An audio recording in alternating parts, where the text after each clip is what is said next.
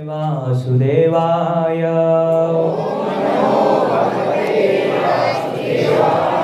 ओम नमो भगवते वासुदेवाय। ओम नमो भगवते वासुदेवाय। श्रीमद् भगवद गीता यथारूप अध्याय 8 भगवत की प्राप्ति श्लोक क्रमांक 8। अभ्यास योग युक्तेन चेतसा नान्यगामिना परमं पुरुषं दिव्यं याति पार्थानुचिन्तयन्।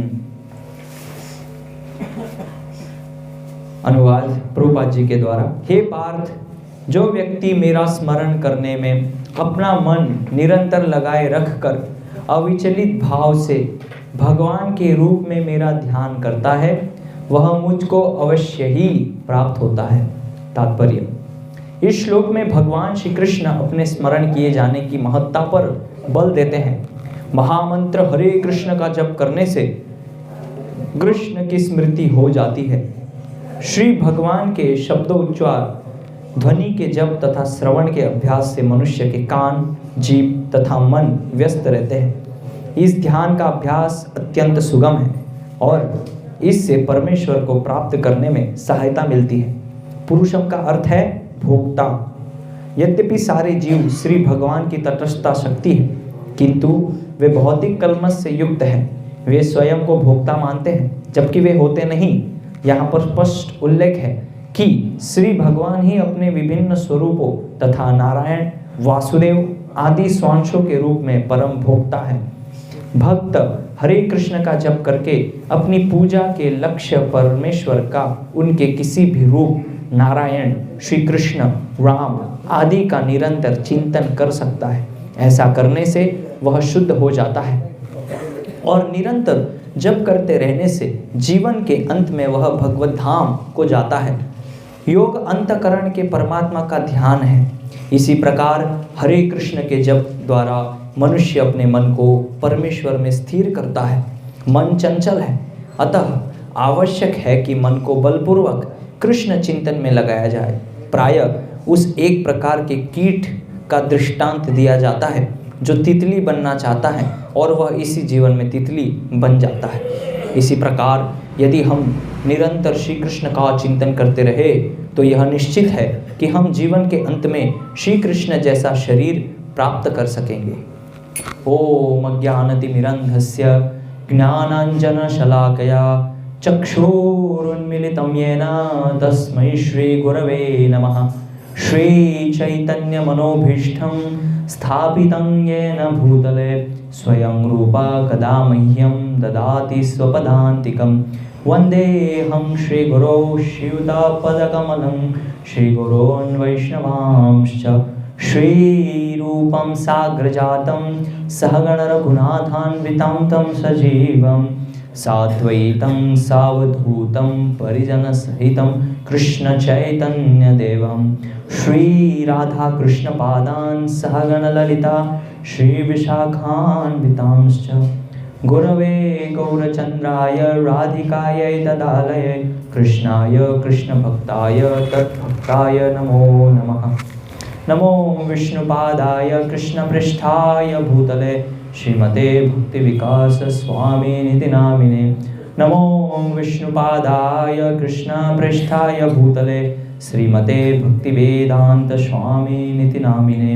नमस्ते सारस्वते देवे गौरवाणी प्रचारिणे निर्विशेष शून्यवादी पाश्चात्य देशधारिणे।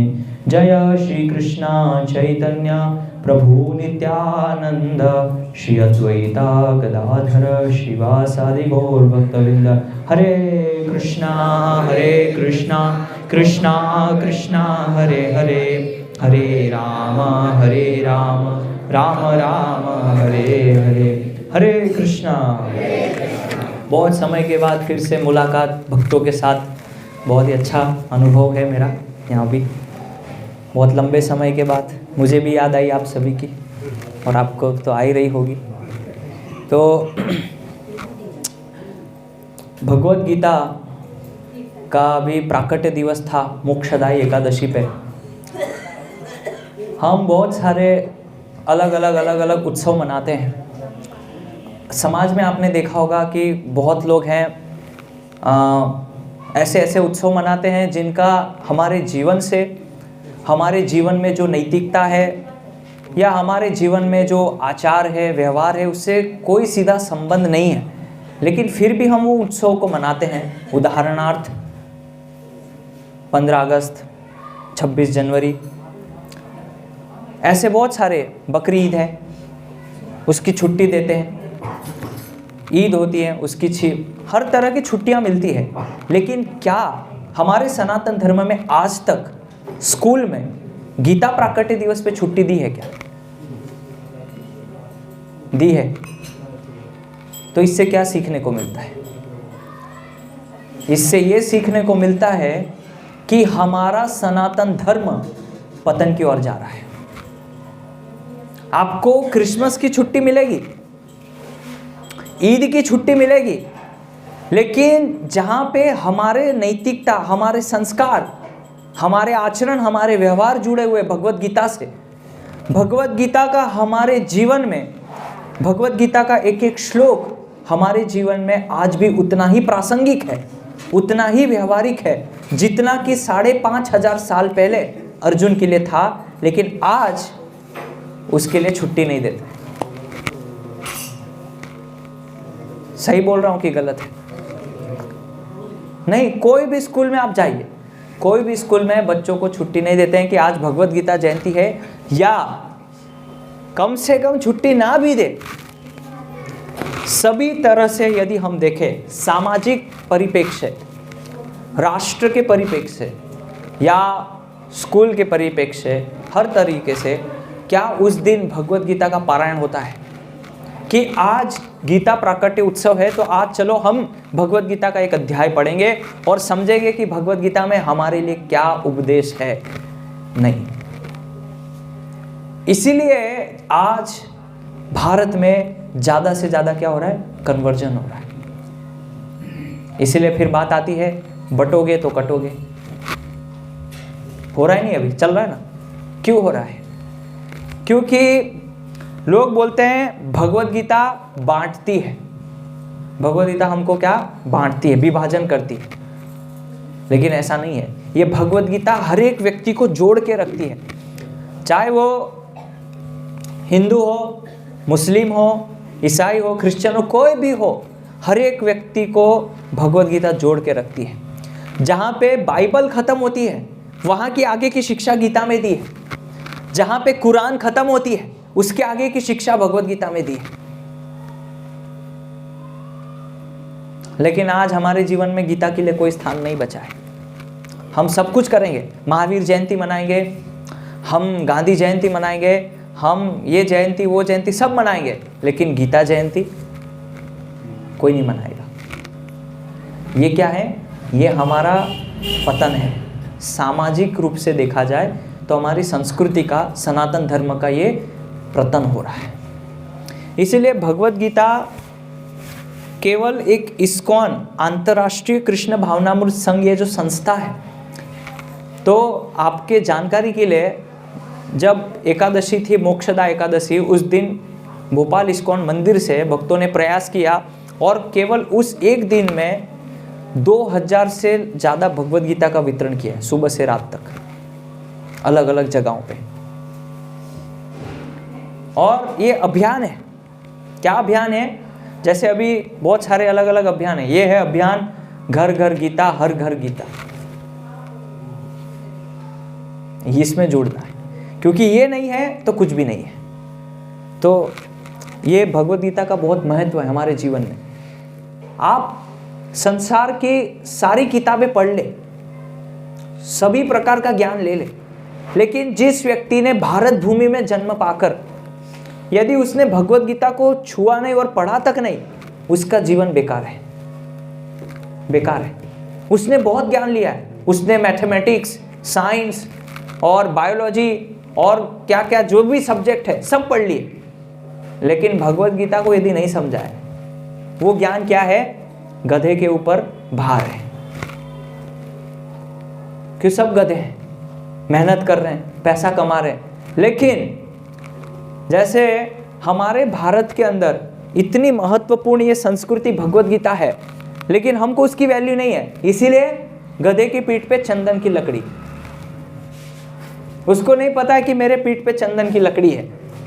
हमको उसी तरह नहीं मालूम है कि भगवत गीता में क्या दिया है, इससे क्या हमें मिल सकता है। तो ये बहुत इस्कॉन की तरफ से ये प्रयास है, इसीलिए केंद्र खोले जाते हैं जहाँ पे भगवत गीता के एक एक श्लोक के ऊपर हर एक सप्ताह में एक एक श्लोक पे प्रवचन हो और उसको समझाया जाए। तो आज हम ये 8वें अध्याय पे चर्चा कर रहे हैं और भगवत प्राप्ति उस अध्याय का नाम है। और अभी तक हमने 1 से लेके 8 अध्यायों तक चर्चा की है और उन 1 से 8 अध्यायों में भगवान ने कई तरह की शिक्षाएं हमको दी है। जैसे कि भगवान ने दूसरे अध्याय से उपदेश देना चालू कर दिया और भगवान ने क्या कहा कि पहले तो ये समझो कि आप शरीर नहीं हो, आप आत्मा हो, आप अंश हो। फिर भगवान ने तीसरे अध्याय में कर्म के बारे में ज्ञान दिया अर्जुन को कि कर्म कितने प्रकार के होते हैं, कौन सा कर्म करने से हमको क्या गति मिलती है और किस कर्म से व्यक्ति को किस योनि में जाना पड़ता है, ये सब भगवान ने तीसरे अध्याय में बताया। उसी प्रकार भगवान ने चौथे अध्याय में अर्जुन को दिव्य ज्ञान दिया, यानी कि ये भगवत गीता का इतिहास क्या है, भगवत गीता कितनी पुरानी है, ये उन्होंने अर्जुन को बताया। और फिर भगवान ने उसके अंदर ज्ञान के बारे में चर्चा की, दिव्य ज्ञान, दिव्य ज्ञान क्या होता है। फिर 5वें अध्याय में भगवान ने बताया कि कर्म तो सभी करते हैं, लेकिन कृष्ण भावना में रह के कैसे कर्म किया जाता है, मेरे शरणागत होके कैसे कर्म किए जाते हैं, उसकी चर्चा भगवान ने 5वें अध्याय में की। फिर उसके बाद 6वां अध्याय 6 में भगवान ने अर्जुन को बताया कि वास्तविक सर्वश्रेष्ठ ध्यान योग क्या होता है। और आज उसी के ऊपर चलते भगवान आज के श्लोक में ध्यान के बारे में बता रहे हैं। हमने बचपन में बहुत सुना है, ध्यान से खेलो, ध्यान से पढ़ाई करो, ध्यान से खाना खाओ, लेकिन ध्यान लगना किस में है, ये प्रश्न आज तक सुलझा नहीं है। सब बोलते हैं ना, घर में आपने भी सुना होगा ध्यान से, वो ध्यान क्या है, वो किस चीज पे बोल रहे हैं कि ध्यान ध्यान। और हमने बहुत सारा सुना कि ध्यान करो, टेक्निक्स अलग अलग तरीके अपनाओ, ध्यान को, मन को बस में करो, हमारा मन बहुत चंचल है तो ध्यान लगाओ। लेकिन ध्यान किस पे लगाना है, तो वही चीज भगवान आज के श्लोक में क्या बता रहे हैं कि दिव्यम याति पार्थानु चिंतयन, भगवान कह रहे हैं कि निरंतर मेरा चिंतन करो। तो यहाँ पे भगवान बता रहे हैं कि जो व्यक्ति मेरा स्मरण करने में अपना मन निरंतर लगाता है और अविचलित भाव से मेरा ध्यान करता है, वो अंत में निश्चित रूप से मुझको प्राप्त करता है। अब ये ध्यान की जो प्रक्रिया है ये बहुत ही कठिन है।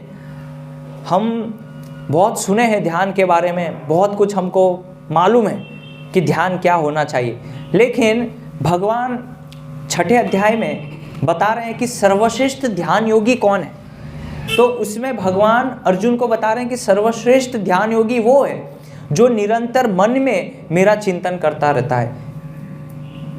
तो आप 6ठे अध्याय का आखिरी श्लोक पढ़िए, उसमें भगवान स्पष्ट बताते हैं कि ये सब उन्होंने योग अभ्यास के बारे में बताया कि आसन ऊंचा नहीं होना चाहिए, नीचा नहीं होना चाहिए, अपनी प्राण वायु को नियंत्रित करो, ये सब उन्होंने बताया। लेकिन आखिरी में भगवान ने क्या उपदेश दिया कि जो मन में निरंतर मेरा स्मरण करता है वो वास्तविक ध्यान योगी है। और यही सबसे कठिन कार्य है, क्योंकि हमारा ध्यान करने का जो तरीका है वो सबसे गलत है। हम गलत तरीके से ध्यान करने का प्रयास करते हैं, हम वो चीज़ करने जा रहे हैं जो हम कभी कर ही नहीं सकते।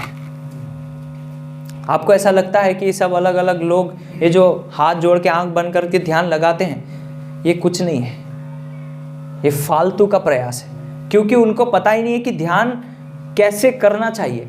वास्तव में ध्यान योग की प्रक्रिया शुरू होती है ज्ञान से। आपके पास ज्ञान ही नहीं है तो ध्यान कहां से करेंगे। यदि मैं आपको बताऊं अमेरिका के बारे में चिंतन करो, ध्यान लगाओ अमेरिका, अरे जब आप अमेरिका गए ही नहीं, आपने अमेरिका की सड़कें देखी ही नहीं, वहां कैसी गाड़ियां हैं, कैसे लोग हैं, तो क्या ध्यान करोगे आप। उसी प्रकार ध्यान लगाओ, लेकिन जब आपने भगवान के बारे में अभी तक सुना ही नहीं, भगवान कृष्ण कौन है, उनकी लीलाओं को कभी समझा नहीं, आप क्या ध्यान करोगे? इसीलिए ज्ञान से ध्यान तक जाया जाता है। इसीलिए भगवान ने पहले क्या दिया? दिव्य ज्ञान, और उसके बाद क्या बताया उन्होंने? ध्यान योग की पद्धति। और अब भगवान बता रहे हैं कि वो सब ठीक है, लेकिन भगवत प्राप्ति कैसे की जाती है वो बता रहे हैं। इसीलिए भगवान यहाँ पे बता रहे हैं कि इस श्लोक में भगवान स्मरण के ऊपर बल दे रहे हैं। स्मरण, भगवान का स्मरण कैसे होना चाहिए, इसके ऊपर बल दे रहे हैं। तो यहाँ पे बता रहे हैं कि जैसे ही हम हरे कृष्ण का जप करते हैं, महामंत्र का जप करते हैं, तुरंत हमें भगवान की अनुभूति होती है, स्मरण आता है। कौन? कृष्ण। अरे वो कृष्ण जो गोकुल के अंदर, भगवान गोलोक वृंदावन में एक टेर कदम के नीचे खड़े बंसी बजा रहे, गैया उनके आसपास है, वहां सारी गोपियां उनके आसपास बैठी हुए, और भगवान वहां पे रासलीला कर रहे हैं, और यमुना के तट पे भगवान गाय चरा रहे। तुरंत ये हो गया स्मरण। इसको स्मरण कहते हैं। क्यों? क्योंकि आपने भगवान के बारे में सुना है। लेकिन यदि किसी ने कृष्ण के बारे में कभी आज तक सुना ही नहीं, तो क्या वो ये ध्यान कर पाएगा? क्या उसको इस भगवान का स्मरण हो पाएगा? नहीं होगा। जैसे उदाहरण के लिए भागवत में वर्णन आता है रुक्मिणी देवी का। रुक्मिणी जी ने कभी भी भगवान कृष्ण को देखा ही नहीं था, कभी नहीं देखा, लेकिन रुक्मिणी जी रोज ब्राह्मणों से सुनती थी भगवान कृष्ण द्वारिका में ऐसे करते हैं, इतने सुंदर है भगवान का श्रीमुख, भगवान जब चलते हैं तो उनकी चाल ऐसी है। इसीलिए हमारे एक महान आचार्य भगवान की मधुरता के बारे में वर्णन करते हैं, वल्लभाचार्य जी। इसीलिए बोलते हैं नृत्यम मधुरम, पादौ मधुरम, सख्यम मधुरम। हर चीज भगवान की मधुर है, चाहे उनके होंठ ले लीजिए, उनका चलना ले लीजिए, बोलना ले लीजिए, हर चीज भगवान की मधुर है। इसीलिए तो उनको मधुराधिपति कहा गया है, इसीलिए उनको मधुराधिपति कहा गया। तो वो मधुराधिपति, उनको सुन सुन के रुक्मिणी जी के अंदर क्या हो गई? इच्छा जागृत हो गई, यदि मेरे जीवन में विवाह करना है तो केवल द्वारकाधीश से ही करूंगी। ऐसे हमारा ध्यान होना चाहिए। इसीलिए भगवान के बारे में सुनो, भगवान की कथा सुनो, लीला सुनो। यदि आप भगवान की कथा और लीला नहीं सुनेंगे तो जो व्यक्ति ध्यान करेगा वो ध्यान कैसा होगा? कोरा होगा, कोरा। वो कोरे ध्यान से आपको कोई फायदा नहीं मिलेगा। लेकिन जब हम ज्ञान से ध्यान करेंगे, ज्ञान के द्वारा ध्यान मार्ग में जाएंगे, तो हमारा वो ध्यान पूर्ण होगा। क्यों? क्योंकि आप ज्ञान के द्वारा ध्यान मार्ग पे गए हैं। तो इसीलिए यहाँ पे भगवान बता रहे हैं कि मेरा स्मरण करो। और कैसे करो? अविचलित भाव से। हमारा मन इतना चंचल, इतना चंचल है, इधर उधर इधर उधर इधर उधर। जैसे तुलना की गई है भागवत में, हमारा मन कैसा है? एक तालाब है, एक नदी है, और जब बादल फटते हैं तो एकदम बाढ़ आती है, वो पानी को रोकना एकदम मुश्किल हो जाता है। जब तक आप उसको एक सही तरीके से उसको एक दिशा में नहीं मोड़ते, तब तक वो पानी पूरे बाढ़ लेके आती है। ऐसे ही हमारे मन के अंदर विचारों की बाढ़ है, नियंत्रण करना मुश्किल है, गंदगी की बाढ़ है हमारे मन के अंदर। ये बाढ़ को कब रोकेंगे? जब हम भगवान के हरे कृष्ण महामंत्र के ऊपर ध्यान करेंगे। तो इसीलिए मन बहुत चंचल है। अभी कुछ सोचता है, फिर 2 मिनट में कुछ सोचता है, फिर 1 मिनट के बाद कुछ दूसरा विचार आता है। अभी सोचते हैं मैं जप माला उठाऊं, फिर सोचते हैं नहीं अभी तो ये काम बचा है, अब सोचते हैं भगवत गीता उठाऊं, नहीं अभी पहले ये कर लेता हूं। ऐसे हमारा मन हमको घुमाता रहता है। अरे अभी ठंडी है, अभी कौन इतनी सुबह सुबह मंगला आरती जाता है मंदिर में, अभी तो ये चलो अभी ये कर लेते हैं। ऐसा मन हमको घुमाता है। और ये मन को नियंत्रण करने की ही पूरी कला है। जिसने ये सीख लिया मन को नियंत्रण करना, है ना, आज हमारा मन इतना ज़्यादा कलुषित दूषित हो गया है संगति से, समाज के प्रभाव से, और जिस तरह हम पूरा वातावरण देखते हैं हमारे आसपास, उसकी वजह से हमारा मन इतना गंदा, इतना कलुषित हो गया, हम सोच भी नहीं सकते। लेकिन थोड़ा 2-4 भजन कर लेने से, 2-4 माला करने से सब अपने आप को बड़े भक्त समझते हैं। वो तो यहाँ पे इस संसार में आज तक ऐसी मशीन बनी नहीं है जो हमारा मन का चित्रण कर सके। यदि वो ऐसी मशीन आपको दिखा दी जाए मन खोल के, सबका एक एक का चिट्ठा पूरा खुल जाएगा।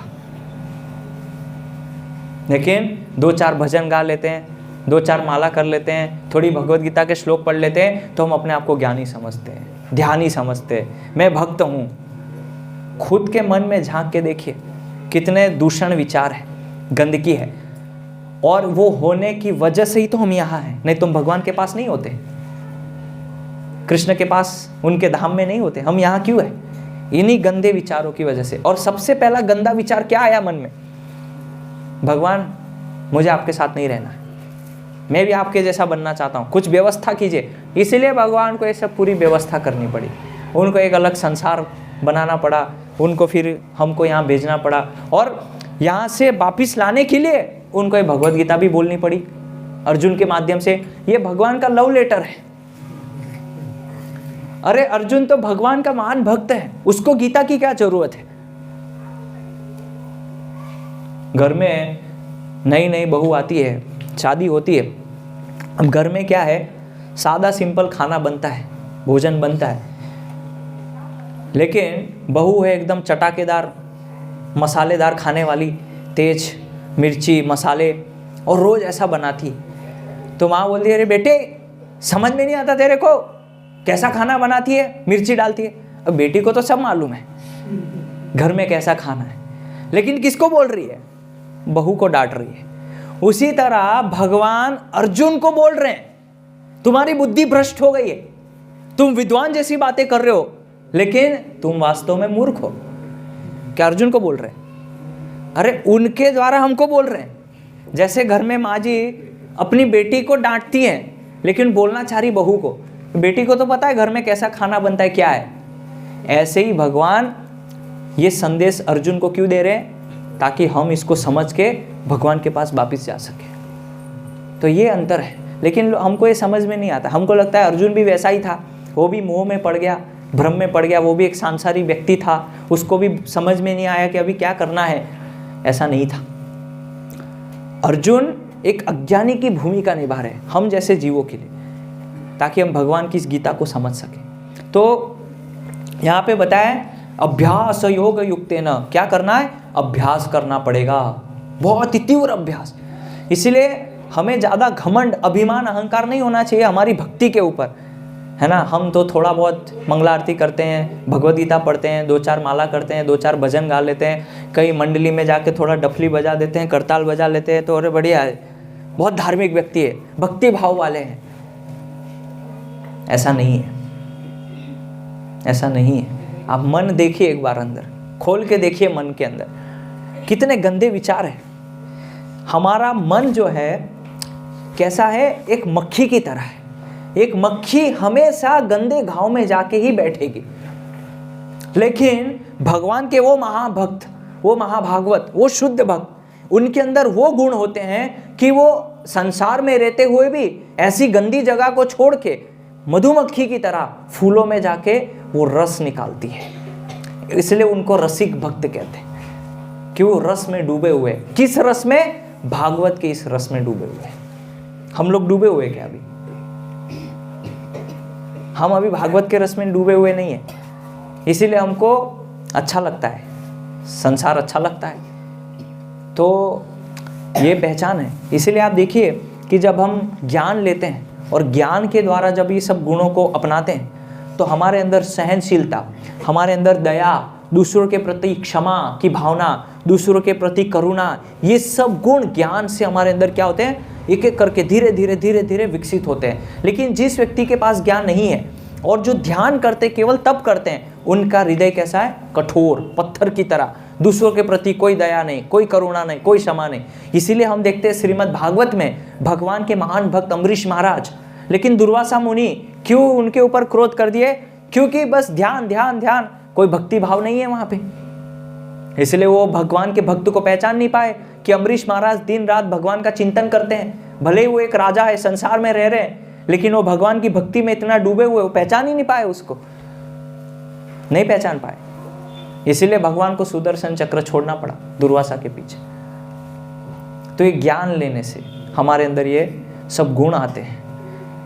तो इसीलिए यहाँ पे बताया है कि जब हम जप करते हैं हरे कृष्णा कृष्ण कृष्णा हरे हरे, हरे राम राम राम हरे हरे, तो इससे क्या होता है? यहाँ पे प्रभुपाद जी बता रहे हैं कि कान, जीभ तथा मन, ये तीनों चीजें एक साथ लगती हैं। क्योंकि जब आप हरे कृष्ण जप करते हैं तो जीव से भगवान का नाम बोलते हैं और कान से भगवान का नाम सुनते हैं और उस नाम में भगवान का मन लगता है। तो ये तीन चीजें एक साथ होती है। इसीलिए कलयुग में बताया है भगवान का नाम संकीर्तन करो। इतना महिमा है नाम संकीर्तन का, इतनी सरल पद्धति। अभी एक छोटा बच्चा कैसे ध्यान करेगा? वो तो सतयुग में एक बात थी कि प्रहलाद महाराज, ध्रुव महाराज, ऐसे छोटे छोटे बालक 6-6 महीने तक एक पांव पे खड़े होकर भगवान को प्राप्त कर लिया। लेकिन कलयुग के इन बच्चों के लिए कैसे सरल होगा कि भगवान को प्राप्त कर ले? तो उनके लिए सरल है, हरे कृष्ण बोलो, कीर्तन में नाचो, कीर्तन करो, प्रसाद लो, बस ये विधि है ध्यान की। तो इसीलिए कलयुग में आज जो अलग अलग तरीके हैं ध्यान के, है ना, ऐसा आंख बंद करो, हाथ सीधे बैठो, कमर को सीधी रखो और सोचो, ध्यान करो। लेकिन किस पे, क्या ध्यान करना है वो मालूम ही नहीं है, क्योंकि ज्ञान नहीं है। इसीलिए हम लोग जो हरे कृष्ण महामंत्र जप करते हैं, 2 घंटे लगते हैं 16 माला जप करने में, वो 2 घंटे हम कितना ध्यान लगाते हैं भगवान के नाम के ऊपर, तो उससे वो फायदा होता है। ध्यान वो वास्तविक ध्यान है।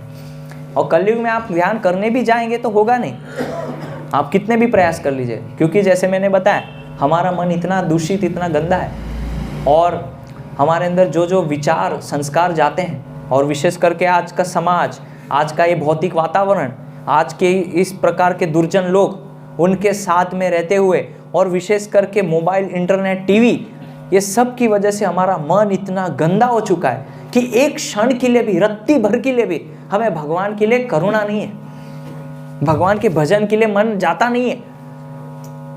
ये प्रॉब्लम है, ये समस्या है। तो इसीलिए सब लोग बोलते हैं, कहावत फेमस है, सब लोग जानते हैं, मन चंगा तो कटौती में गंगा। कैसे मन चंगा, कैसे होगा? सब तो बोलते हैं, लेकिन जब तक आप ध्यान मार्ग में ज्ञान के द्वारा नहीं लगेंगे, तब तक आपका मन शुद्ध होगा ही नहीं। आप कितने भी प्रयास कीजिए, बहुत लोगों ने इतिहास में बहुत प्रयास किए हैं। भगवान को शास्त्र में, उपनिषदों में यहाँ तक कहा गया है, कितने कितने ध्यानी तपस्वी योगी जन भगवान को पकड़ने का प्रयास करते हैं ध्यान के द्वारा, तपस्या के द्वारा, लेकिन आज तक कोई उनको पकड़ नहीं पाया है, ना ध्यान से, ना किसी चीज से। भगवान कहते हैं यदि कोई मुझे पकड़ सकता है तो केवल भक्ति योग से, ना ध्यान योग से, ना ज्ञान योग से मुझे कोई पकड़ सकता है, केवल और केवल भक्ति योग से। इसीलिए श्रीमद् भागवत में भगवान श्री कृष्ण उद्धव गीता में उद्धव जी को उपदेश देते हैं, न साधयति माम योगो सांख्यम धर्म उद्धव, न स्वाध्यायस्तपस्त्यागो यथा भक्तिर्ममोर्जिता। भगवान कहते हैं न साधयति माम योगो, आप मुझे योग साधना से साध नहीं सकते। न साधयति, माम मतलब मुझको, योगो योग से नहीं साध सकते। न स्वाध्याय, कोई सोचे मैं उपनिषद पढ़ लेता हूँ, सारे वेदों को पढ़ लेता हूँ, भगवान को पकड़ लूंगा, जान लूंगा कौन है वो भगवान कृष्ण, समझ लेते हैं थोड़ा, आइए पुराण पढ़ते हैं, उपनिषद पढ़ते हैं। भगवान क्या बोल रहे हैं? न स्वाध्याय, स्वाध्याय से नहीं जान सकते। फिर क्या बोलते हैं? न तपस्त्याग, सोचा मैं तप करता हूं, अरे मैं एकादशी एकदम निर्जला करता हूं, कुछ नहीं खाऊंगा, क्यों? भगवान को पकड़ना है, भगवान को प्राप्त करना है। भगवान बोल रहे हैं न तप। तो फिर क्या बचा? साधना से नहीं, स्वाध्याय से नहीं, तप से नहीं, तो एक महाधुरंधर आता है, बोलता है मैं त्याग कर देता हूं समाज का, परिवार का। भगवान बोलते हैं न तपस्त्याग, त्याग भी नहीं। तो क्या क्या रिजेक्ट भगवान ने मना कर दिया? न साधयति माम योगो, न सांख्यम धर्म उद्धव, न स्वाध्याय तपस्त्याग। फिर भगवान लास्ट में बोलते हैं आखिरी में, यथा भक्तिर ममोर्जिता, कोई मुझे यदि जीत सकता है, मुझे प्राप्त कर सकता है मेरी भक्ति के द्वारा। ये भक्ति योग की महत्वता है। तो इसीलिए कलयुग में यही है, आप कितना भी योग साधना करो, स्वाध्याय करो, तपस्या करो, त्यागी बन जाओ, वैरागी बन जाओ, आपके अंदर संसार के प्रति त्याग आ जाए, वैराग्य आ जाए, भगवान नहीं मिलेंगे आपको। उसके लिए आपको भक्ति ही चाहिए। इसीलिए आप देखिए भागवतम में ऐसे बहुत लोग हैं जो त्यागी हैं, सब कुछ है, लेकिन क्योंकि उनके अंदर भक्ति नहीं है इसलिए भगवान उनको नहीं मिल रहे। तपस्या कर रहे, पानी में जा जाके तपस्या कर रहे हैं। सौबरी मुनि का वृत्तांत आता है भागवतम में। सौबरी मुनि ने सोचा कि मैं जल में जाके तपस्या करूंगा, जल में कुछ नहीं है, कौन देखेगा मुझे। पानी के अंदर, जल के अंदर वहां गए, तपस्या की, लेकिन चूंकि उनके अंदर भक्ति भाव नहीं था, भगवान के प्रति थोड़ी भी भक्ति नहीं थी, इसलिए वो जल में जाके भी तपस्या से विफल हो गए और राजा मानधाता की 50 कन्याओं से उन्होंने विवाह कर लिया। क्यों? भक्ति नहीं थी। विश्वामित्र मुनि, मैं 60,000 वर्ष तक तपस्या करूंगा, ब्रह्मर्षि का पद जो है प्राप्त कर लेता हूं। मेनकाई सब विफल हो गया। क्यों? भक्ति नहीं थी। यदि वो भक्ति से करते कि मैं भगवान को पाना चाहता हूं तो फिर वो फेल नहीं होते, विफल नहीं होते। लेकिन दूसरी तरफ कलयुग में हम वृत्तांत देखते हैं हरिदास ठाकुर जी का, साक्षात माया देवी, और वहां पे साक्षात उनके सामने एक वेश्या आई उनके नाम जप को भंग करने के लिए, लेकिन उनका मन भगवान के नाम जप में, जैसे मैंने बताया महाभागवत मधुमक्खी की तरह भगवान से एकदम चिपके हुए रहते हैं, भगवान के नाम से एकदम चिपके हुए रहते हैं। जैसे मधुमक्खी फूल से हटती नहीं है, पूरा रस निकाल लेती है, ऐसे भगवान के महाभागवत भगवान के नाम में इतना रस प्राप्त करते हैं कि चाहे वैश्य आ जाए या साक्षात स्वयं माया देवी क्यों ना आ जाए, कोई उनको कुछ विफल नहीं कर पाया। क्यों? क्योंकि वो भगवान के भक्त हैं और वो भगवान को प्राप्त कर रहे हैं भक्ति योग से।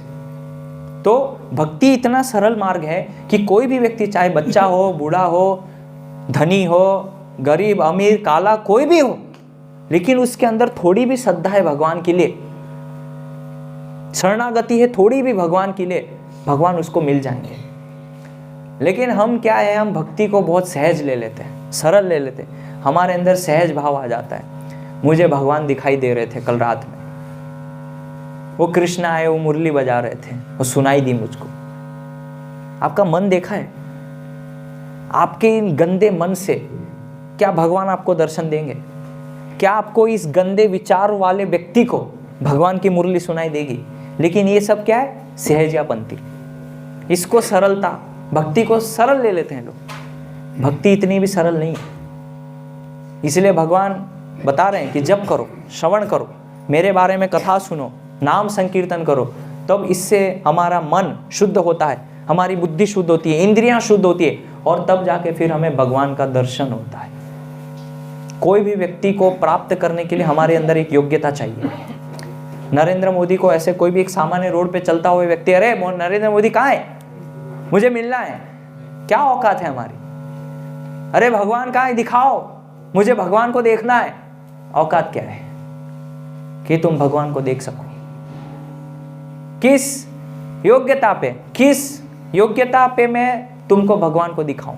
क्या योग्यता है? तो हर चीज के लिए योग्यता चाहिए। ऐसे ही भगवान को प्राप्त करने के लिए अर्जुन के अंदर योग्यता क्या है? और भगवान खुद बोल रहे हैं, मैं तुमको ये ज्ञान क्यों दे रहा हूं? भक्तोसी में सखा चेती, तुम मेरे सखा हो, और वो सखा तो हो ही, लेकिन तुम साथ साथ मेरे भक्त हो, इसलिए मैं ज्ञान तुमको दे रहा हूं।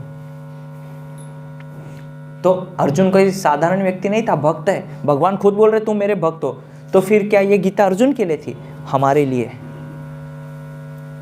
तो ये जब हम ज्ञान को लेंगे, ज्ञान लेने से जब हम ध्यान करेंगे भगवान के उस स्वरूप पे, भगवान का कितना सुंदर वो बाल गोपाल रूप है ना, इतने छोटे से किशोर अवस्था में भगवान, एक हाथ में उनके वेणु है और वेणु लेके खड़े हुए हैं, और उनके आसपास इतने सारे पक्षी, बंदर, मोर, तोते, चिड़िया, सब भगवान के वो मुरली, वो बांसुरी की खाली ध्वनि सुन के संसार में, पूरे त्रिभुवन में जितने भी लोग हैं सभी को मंत्रमुग्ध कर देने वाली वो भगवान की वेणु जब बजाई जाती है, और उस वेणु को सुन के वहाँ पे जो गायें हैं वो अपने स्तनों से दूध को निकालती हैं, यमुना नदी स्थिर हो जाती है। ऐसी वेणु को सुन के पूरे तीनों लोकों में सब आश्चर्यचकित होते हैं। ये हमारे भगवान हैं, ये हमारे कृष्ण हैं, ये हमारे गोपाल जी हैं। इनका स्वरूप का हमें ध्यान करना चाहिए। लेकिन क्या ये पता है लोगों, कितना अद्भुत शास्त्र में वर्णन है, जब भगवान का महारास हो रहा था उस महारास के दौरान जैसे फूलों के आसपास भंवरे मंडराते रहते हैं, ऐसे ही भगवान मध्य में खड़े हुए हैं और सारे भंवरे की तरह गोपियां आसपास मंडरा रही हैं। भगवान से वो आनंद प्राप्त करना चाह रही हैं कि अभी कृष्ण से हमको आनंद मिले, और भगवान भी उनसे आनंद ले रहे हैं महारास के दौरान, है ना। और जैसे ही भगवान ने देखा कि इनके अंदर तो अभिमान आ गया, गोपियां सोच रही कि कृष्ण मेरे साथ खड़े, वो सोच रही नहीं मेरे साथ खड़े। भगवान बोले मैं सबके साथ हूं, और छोड़ के चले गए। इसीलिए हमारे भजन पे, हमारे भक्ति पे हमको अभिमान नहीं होना चाहिए, घमंड नहीं होना चाहिए, क्योंकि हम देखते हैं कि जब महारास में गोपियों को इस प्रकार से भावना उनके अंदर आ गई और वहां से भगवान उनको छोड़ के चले गए, तो हम जैसे सांसारिक तुच्छ जीवों की क्या बात है, हमको क्यों भगवान छोड़ के नहीं जाए। इसलिए अभिमान रहित, घमंड रहित होना चाहिए जीव को। जब हमारे अंदर शुद्धता आएगी तो भगवान हमको 100% हमको दर्शन देंगे। इसीलिए ये सब चीज़ों का अनुपालन करने से हमारे अंदर ऐसे अद्भुत अद्भुत महान महान गुण, सहनशीलता, एक ऐसे अद्भुत गुण हमारे अंदर विकसित होते हैं जिसकी हम कल्पना नहीं कर सकते। कैसे हम साधु प्रवृत्ति वाले होते हैं, इस ज्ञान को लेके साधुता के गुण हमारे अंदर आते हैं। ऐसे एक कथा है संत एकनाथ की। भगवत गीता को पाठ करके, शास्त्रों को पढ़ के उनके अंदर इतनी स्थिरता, इतनी सहनशीलता आ गई। तो एक प्रसंग बताते हैं कि एक बार जब संत एकनाथ स्नान करने के लिए जा रहे थे ब्रह्म मुहूर्त के समय में, और संध्या वंदन का समय हो रहा था। जब वो स्नान करके वापिस, और स्नान करना मतलब साधु के लिए ऐसा नहीं है कपड़े निकालना, नदी में जाना, फिर आना, कपड़े पहनना, तिलक इत्यादि शरीर पे धारण करना और फिर जाना। तो ये सब प्रक्रिया करके जा रहे थे, और एक दुष्ट प्रवृत्ति वाला व्यक्ति उनके ऊपर थूकता है, देखने के लिए कि इनकी साधुता क्या है। ऐसे ही जब हम भजन करते हैं, भक्ति में लगते हैं, तो कुछ ऐसे जानबूझ के लोग होंगे जो हमें उकसाएंगे, ये देखने के लिए कि इसके अंदर भक्ति कितनी है, साधुता कितनी आई है, साधु के लक्षण कितने आए हैं। तो कुछ नहीं बोले, संत एकनाथ गए, कपड़े निकाले और नदी में जाके स्नान किए, फिर आए, कपड़े पहने, तिलक धारण करके गए। वो दुष्ट व्यक्ति फिर थूका,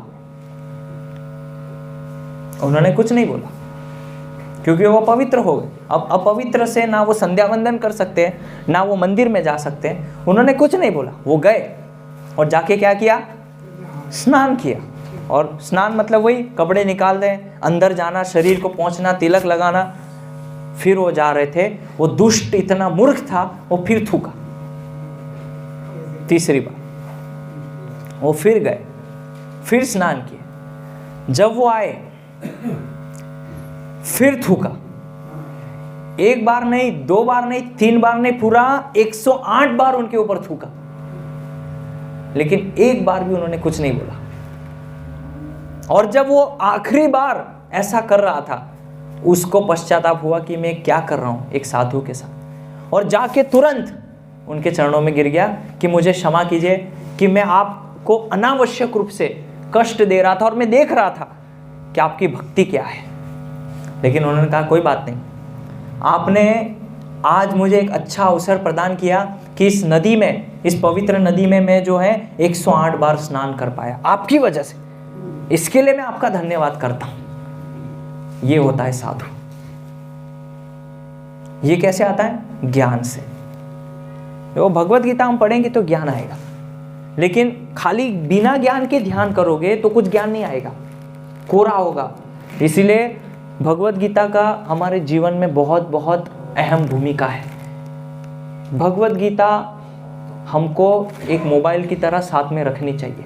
हमेशा जहाँ भी टाइम मिले, हमेशा एक गीता अपने साथ रखो। जहाँ भी कोई मिलता है उसको तुरंत गीता दो, गीता के साथ रहो, गीता के साथ सोओ, गीता के साथ खाना खाओ, गीता के साथ घूमने जाओ, गीता को अपनी दूसरी पत्नी बना लो। मजाक नहीं कर रहा हूं। भगवत गीता का इतना महत्वपूर्ण हमारे जीवन में योगदान है जो हम सोच भी नहीं सकते। जहां भी समय मिलता है तुरंत खोलो, एक श्लोक पढ़ो। क्या उपदेश है भगवान के। और यदि आपको उत्सुकता है, दूसरों को गीता दो।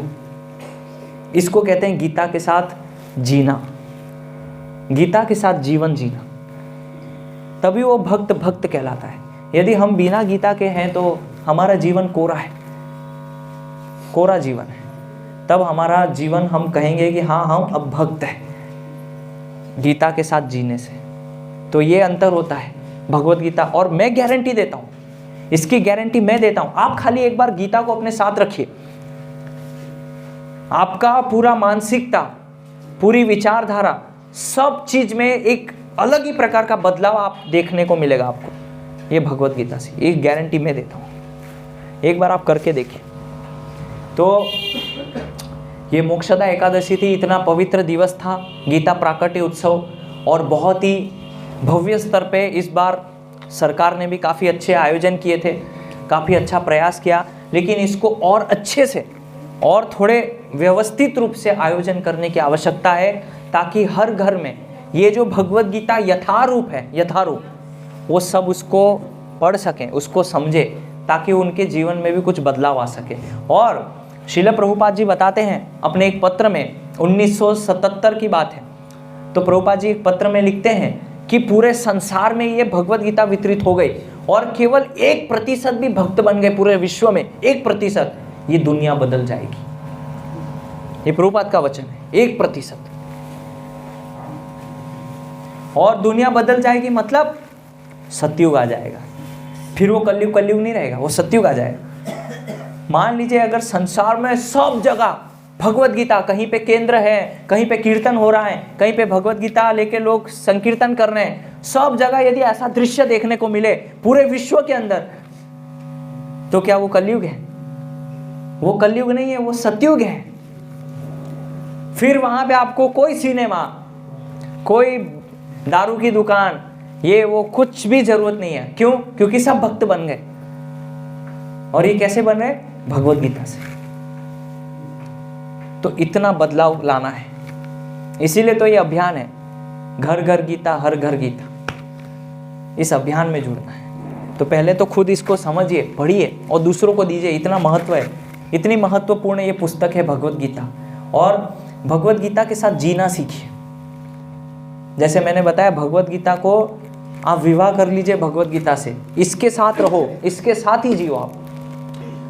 क्योंकि भगवत गीता के अंदर नैतिकता है, नैतिक शिक्षा हमें प्रदान करती है। इसलिए भगवत गीता के आखिरी श्लोक में संजय खुद बोलते हैं कि जहाँ पे ये भगवत गीता है, वहाँ पे साक्षात नीति, श्री मतलब ऐश्वर्य, और नीति और सब चीज़ वहाँ पे उपस्थित रहती है। इसलिए भगवत गीता को हमेशा हमारे साथ रखनी चाहिए, उसमें संकोच नहीं करना चाहिए, शर्म नहीं करनी चाहिए। अरे दो लोग क्या कहेंगे, ये भगवत गीता लेके घूम रहा है। जहाँ कहीं भी जाते एक गीता हमेशा अपने साथ रखो, इससे बदलाव आएगा।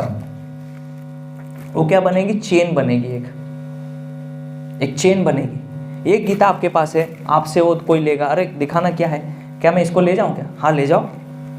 वहां वो किसी के पास जाएगा, वो पूछेगा अरे कहाँ से ली थी, थोड़ा देना, वो आगे बढ़ जाएगी। ऐसे करते करते करते करते पूरे बाबई में यथारूप गीता हो जाएगी। लीजिए, ये चेन है।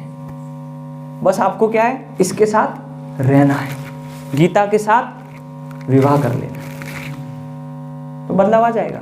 कोई बड़ी चीज नहीं। आप देखिए, क्रिश्चियन कन्वर्जन होता है, मुस्लिम कन्वर्जन होता है, क्या करते हो? जाते हैं, थोड़ा जादू दिखाते हैं, थोड़ा बताते हैं, तुरंत लोग कन्वर्ट हो जाते हैं। लेकिन अगर हमको कन्वर्ट करना है तो क्या है? ये भगवत गीता है। इसके अलावा आप जो भी प्रयास करेंगे कुछ काम में नहीं आएगा, क्योंकि हमारा जो फाउंडेशन, जो बेस, नींव जो है ना, वो ये भगवत गीता है। यदि आप नींव को ही हटा दोगे, पूरी बिल्डिंग गिर जाएगी। यानी कि भगवत गीता यदि जीवन से हट गई, ईमानदारी, नैतिकता, झूठ, ये सब चीज बढ़ने लग जाएगी। झूठ का सहारा लोग लेते हैं। और आज भी देखो, गीता पे ऊपर हाथ रखो, मैं जो भी बोलूंगा सच बोलूंगा। क्यों गीता के ऊपर हाथ रखते हैं? कहां से आया ये नियम? लेकिन उससे भी लोगों को डर नहीं लगता है, फिर भी झूठ बोलते हैं कोर्ट में। तो इसीलिए खत्म हो गया। हरे कृष्ण हरे कृष्ण। ठीक है, इसीलिए भगवत गीता को हमें ज़्यादा से ज़्यादा लोगों तक पहुंचाना है, उनको ये बताना है ज्ञान के बारे में, ताकि वो लोग भी इससे लाभान्वित हो सकें और अपने जीवन में भगवत गीता की कुछ महत्वपूर्ण शिक्षाएं उतार सकें। हरे कृष्णा कृष्णा कृष्णा हरे हरे, हरे राम राम राम हरे हरे। श्रीमद् भगवद गीता यथारूप की, श्रीला प्रभुपाद की, निताय गौर प्रेमानंदे।